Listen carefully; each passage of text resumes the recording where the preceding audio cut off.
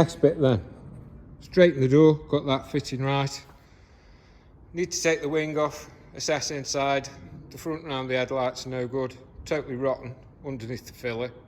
And I'm lazy, so did this. Grinders race, I love grinders. Right, this is what we've got then. Find the torch. Yeah, expected that. Saw it from the other side. I expected that as well. I saw that when I looked under the wheel arch. I think that was at that toe board he'd fastened on. Then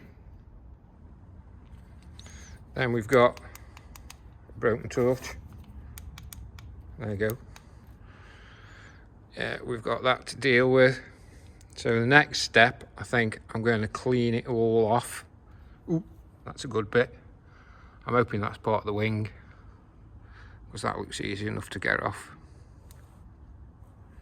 We'll see. Get back at it in a bit.